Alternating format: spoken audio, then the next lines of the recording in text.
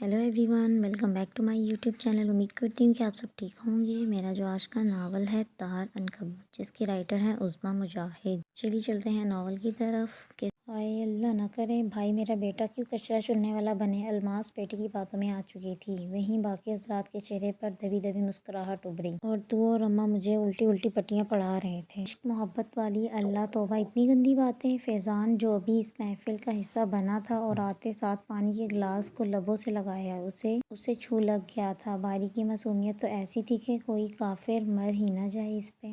अनीजे please कुछ ला दो यार, ऐसा ना हो कि मेरा ब्लड प्रेशर लो हो जाए। फैज़ी ने बाकी का पानी एक सांस में चढ़ाया। जी। अनीजे ने फ़ौरन हुक्म की तामील की थी। बुखारी हाउस में, जहाँ पे इस वक्त बाबर बुखारी अपने ख़ानदान समेत रिहाइश पजीर थे। इनका आबाई घर था। कई सालों से यहाँ पे मुकीम बाबर बुखारी की दवा दिला दी थी। अब्दुल बारी और बेटी अनाया, वही सालिहा जैदी जो कि बाबर बुखारी की इकलौती बहन थी, नौजवानी में बेबी की चादर ओढ़े अपने 3 बच्चों कैसर, अनीसे, आदिल जिसे उर्फ आम बंटी कहा जाता था, समेत मुस्तकिल बुनियादों ये बुखारी हाउस में आन मुकीम हुई।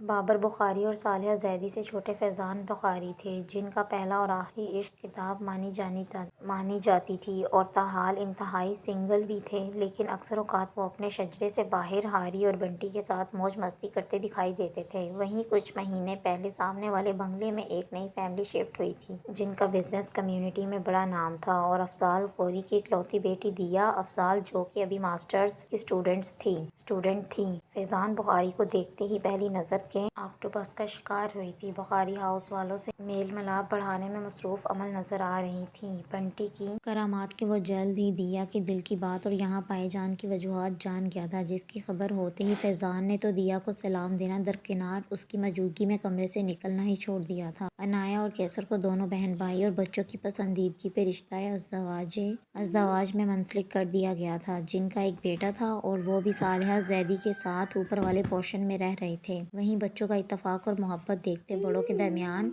अनीजे और बारी के रिश्ते की भी खिचड़ी पकाई जा रही थी, जिसे फिलहाल बच्चों से छुपाया गया था। खबर है हमें लुटेरों के सब ठिकानों की। शरीके जुर्म ना होते तो मंजरी करते। उफ़क़ क्लास रूम में दाखिल हुई तो हमेशा की तरह इसकी ज़ात पे तंज के तीर चलाए गए। वो नहीं जानती थी कि बारी ऐसा क्यों करता है। इसने बिना ध्यान दिए आगे निकलना चाहा था, जब फिर से इसकी आवाज़ ने सब्र की तनाबे तोड़ दी। तुम्हें क्या पता वफ़ाओं का, तुम पंजाब से थोड़ी हो। देखिए मिस्टर बारी, इसके सब्र का पैमाना छलका। उफ़क़ ने शहादत की उंगली उठाई इसकी तरफ इशारा किया था, मगर इसी वक्त सर क्लास में दाखिल हुए थे। वो अपना हाथ पीछे किए अपनी सीट पे जा बैठी थी। बार बार निगाह बारी के संजीदा एक्सप्रेशन को देख रही थी, जो हमेशा उसे जिज करने के बाद ऐसे अनजान बन जाता कि जैसे कुछ हुआ ही ना हो, जबकि उफ़क़ का ओवर सेंसिटिव होना उसे हद दर्जा डिप्रेस कर देता था। प्रोफेसर की जानिब से किसी प्रोजेक्ट की अनाउंसमेंट हो रही थी, जहाँ पे लड़कियों की तादाद कम होने की वजह से एक लड़की और 2 लड़कों का ग्रुप बनाया जा रहा था, जिसकी सिलेक्शन अनीजे के ज़िम्मे थी। और वो बेफिक्री से बैठा हाथ में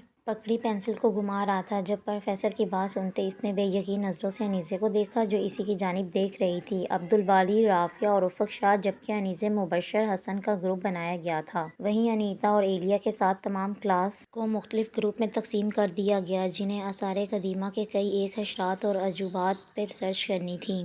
sir can I replace my group? उफ़क़ को तो वो शख्स एक लम्हे को मंजूर नहीं था। आया कि इसके साथ किसी प्रोजेक्ट की तामील? जी बिल्कुल। किसे रिप्लेस करना चाहेंगी आप? कोई है ऐसा स्टूडेंट जो मिस उफ़क़ के साथ ग्रुप रिप्लेस करना चाहे? प्रोफेसर ने उफ़क़ को देखते एक निगाह क्लास पे डाली, जहाँ से फिल वक्त कोई भी ऐसा नहीं था। बारी ने सख्ती से अपनी मुट्ठी को बंद करते खोला। उसे लग रहा था कि ये इसकी तज़लील थी, जो उफ़क़ इसके साथ काम नहीं करना चाहती, मगर उस वक्त खामोश रहकर इसकी इस नाकाम काविश को देखना चाहता था। वो जानता था कि अनीसे बहुत तेज़ है और इसने जानबूझ के उफ़क़ को बारी के ग्रुप में शामिल किया, क्योंकि बाकी तमाम क्लास को इसने इनके दोस्तों के हिसाब से कंबाइन किया था। ऐसे में कौन अपने दोस्तों को छोड़ता है? सर अनीसे जैदी के साथ मुझे रिप्लेस कर दें, उफ़क़ ने इंतहाई मासूमियत से कहते अनीसे को उम्मीद तलब निगाहों से देखा था। नो सर, मेरा मुबश्शिर और हसन के साथ काफ़ी अच्छा वर्क एक्सपीरियंस है, मैं रिप्लेस नहीं करना चाहूँगी। उम्मीद का आखिरी दिया भी बुझ गया था। अपनी इतनी हद तक उफ़क़ को रुलाने लगी थी। It's okay sir, I will manage, उफ़क़ ने निपे तले अंदाज में कहते साथ अपनी नशित संभाली। दोस्त दोस्त ना रहा, यार यार ना रहा। बारी ने अनीसे को बुक मारते बज़ाहिर अनीसे انیسے کو سنایا تھا کہ اسے دکھ ہے کہ وہ اس کے گروپ میں شامل نہیں کیونکہ ہمیشہ سے وہ اس کے ساتھ رہی تھی۔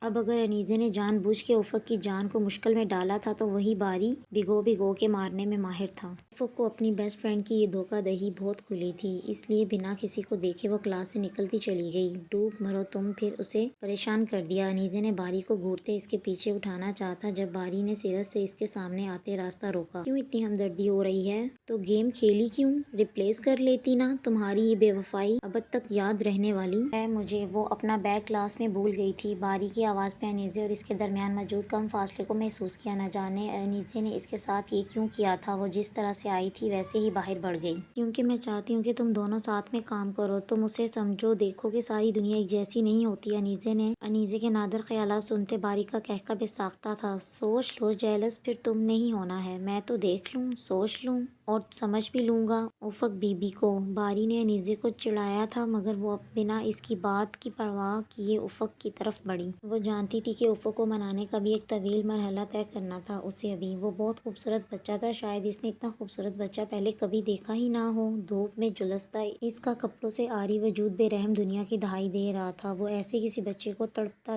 کہاں دیکھ سکتا تھا؟ دور دور تک کسی آدم کا وجود بھی نہ تھا۔ وہ کب سے اس کی طرف قدم بڑھا رہا تھا مگر فاصلہ تھا کہ کم ہونے کا نام ہی نہ لے رہا تھا۔ دھوپ کی دماد سے اس کا چہرہ جھلس رہا تھا۔ ابھی اس نے بچے کو اٹھانے کو ہاتھ بڑھایا تھا کہ جب کانوں میں گونجتی مانوس آواز اسے آنکھیں کھولنے پر مجبور کیا۔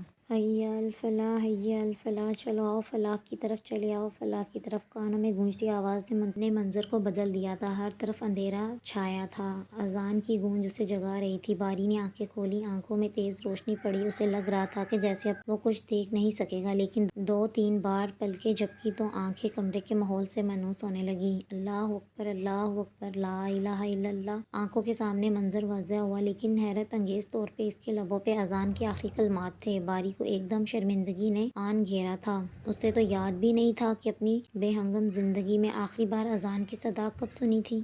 اس کا خواب پوری طرح سے اس کی یادداشت سے محو ہو چکا تھا۔ نہ جانے کون سی قوت تھی جو اسے اپنی جانب کھینچ رہی تھی۔ تبھی اٹھتے الماری سے سادہ کرتا شلوار نکالتے اس نے مسجد کا رخ کیا۔ ابھی گیٹ پار بھی نہیں کیا تھا کہ فیضی سے مٹ بھیڑ ہو گئی۔ اس نے حیرت بھری نگاہ باری کے حلیے پہ ڈالتے گھڑی پہ نگاہ کی۔ یار مجھے چٹکی کاٹو، اس نے کسی خواب کی سی حالت میں باری سے کہا، جس کے نتیجے میں اس کی بلند چیخ ابھری کیونکہ باری چٹکی کی جگہ اس کے کندھے پہ اپنے پنجے گاڑ چکا تھا، کیونکہ ایک نماز پڑھنے کا حق صرف فیضان قریشی کو ہے۔ باری نے اپنی شرمندگی کو بڑے طریقے سے چھپاتے ڈٹائی دکھائی اور فیضی نے زبان کے جوہر دکھانے کی بجائے نفی میں سر ہلایا۔ خوشی ہو رہی ہے مجھے، بلکہ اہلیان محلہ بھی یقیناً وقت سے پہلے عید کا چاند دیکھنے کا شرف حاصل کرنے لگا ہے۔ فیضان کے چہرے پر امڑتی شرارت مسکان نے باری کو خجل کیا۔ گھر سے مسجد تک کا فاصلہ کب طے ہوا جانتا ہی نہ تھا۔ قاری صاحب میرا بچہ رات کو خواب میں ڈر جاتا ہے، کوئی حل بتا دے۔ باری جو نماز کی ادائیگی کے بعد وہاں سے نکلنے لگا تو اس شخص کی آواز پہ رکا تھا۔ اس کے چہرے پہ تجسس تھا کہ قاری صاحب کیا حل بتائیں گے۔ سوتے وقت آیت الکرسی پڑھ کے دم کر دیا کریں، انشاءاللہ رب العالی اپنی رحمت دکھائے گا۔ قاری صاحب نے انتہائی مشرفانہ لہجے میں یہ کہتے اس بچے کے سر پہ ہاتھ پھیرا۔ وہ دل میں آیت الکرسی کا ورد کرنے لگا، پر الفاظ تھے کہ پکڑ میں نہیں آ رہے تھے۔ وہ شرمندہ سا گھر کی طرف بڑھ گیا مگر دل میں مصمم ارادہ تھا کہ گھر جاتے ہی وہ آیت الکرسی کی تلاوت کرے گا۔ پھر مسجد سے نکلتے وہ پھر سے دنیا کے جھمیلوں میں کھونے لگا تھا۔ اسے لگا شاید کوئی اس کے پاؤں کے قریب ٹھہرا ہے، اسے جگا رہا ہے۔ وہ عقل مندی سے آنکھیں موندے پڑی تھی جب ہڑبڑا کے اٹھ بیٹھی۔ کون ہے؟ ہلکی سی سرگوشی کرتے اس نے سائیڈ بلب جلایا مگر وہاں کوئی بھی نہ تھا۔